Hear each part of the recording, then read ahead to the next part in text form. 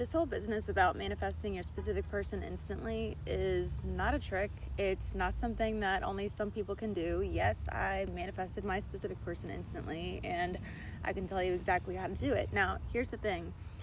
If you really want to know how to manifest just really well, like deliberately, at the drop of a dime, no big deal, you got to be really real with it. So I'm going to be really real with you. I set out to figure out what's the one way to manifest. What's the one way? And there is no one way.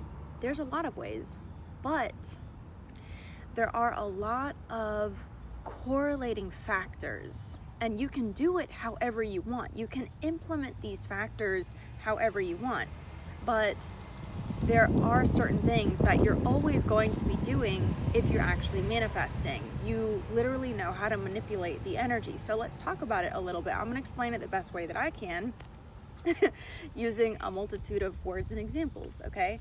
So one thing that is going to happen when you're manifesting is you're going to believe it. Now, there's a lot of people teaching that you don't have to believe it, and the ego doesn't have to believe it, but you, the watcher, you, the God of your reality, you, the eternal observer, you are going to believe it. You're going to believe it. You're going to know, whether I believe it or not, whether the ego thinks it believes it or not, I know it underneath that.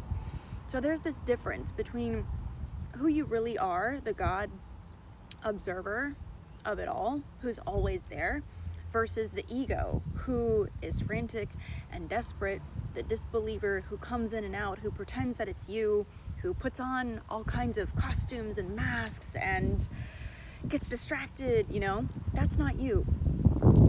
You are eternal. So knowing that difference is one thing, and then knowing that that version of you always believes it, that's another. Now, when I manifested my specific person instantly, basically, I'm aware that there are many, many, many different dimensions and realities that one can reside in. And if you're the kind of person that gets intrusive thoughts or frantic thoughts, racing thoughts, and if you think about things from many different angles and you're experiencing confusion, basically you don't know how to nail down and focus in the reality that you are choosing. And so there's all these different realities making themselves known to you, and it's very confusing when that's happening. That's all it is. There's many, many different realities for you to choose from. You choose one. You choose the one that you are choosing to reside in, to focus in, to manifest, okay? So let's say for me, okay, so I'm aware that there's a reality called love or presence or awareness, and this is a more feeling, sensing reality. It's not a reality characterized by words, and it's a reality that transcends time and space. So circumstances don't matter in this realm. Now, when you are choosing to tune into this realm deliberately, you're going to kind of, it's like when you have interactions with people, you're going to feel and sense them. You're not going to be affected by their words. You're not going to be affected by where they are at or what they're believing at the moment. You're going to feel and sense them. You're going to be able to connect with them in their bubble. And I've kind of been trying to talk about this, but this stuff is impossible to talk about, Because how do you talk about something that is unseen, that is ineffable, And so I try to explain it in many different ways, but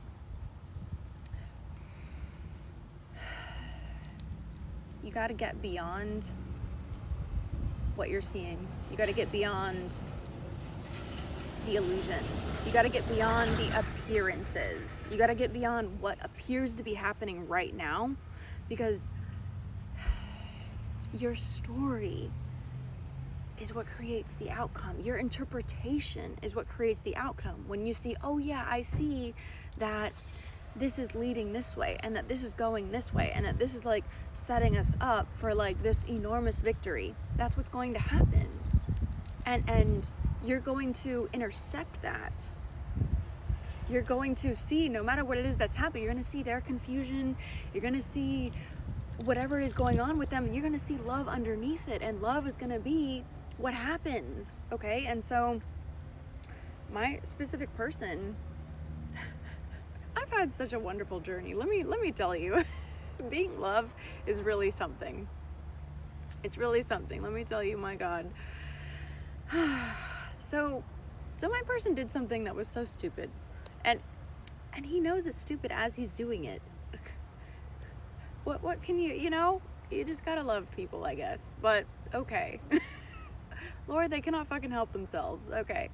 So he knows it's stupid as he's doing it. I'm letting him do it. I'm not trying to stop him.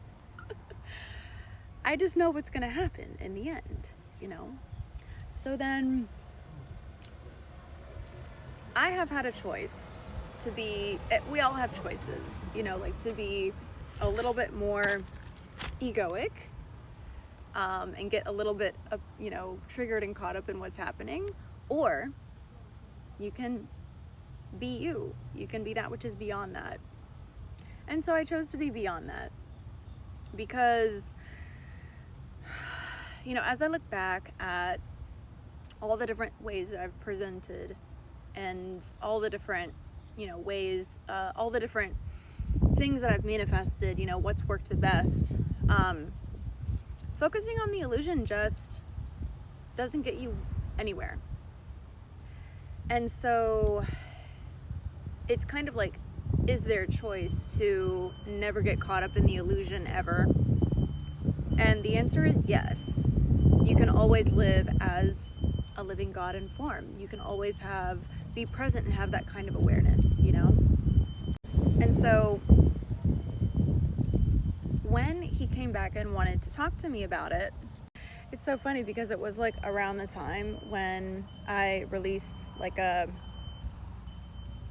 meditation about like, oh, as if it never happened, you know? And he noticed that, and I was like, I made that meditation 2 weeks ago. So funny. It was like more than 2 weeks ago. But anyway, okay.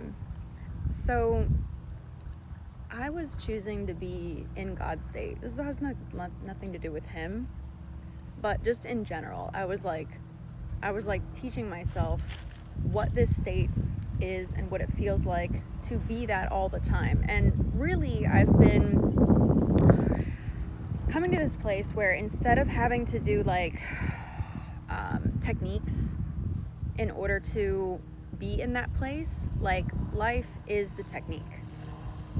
So I've been getting to this place where it's like much deeper, and it's a sensation that is actually new to me. I haven't experienced it in this way before.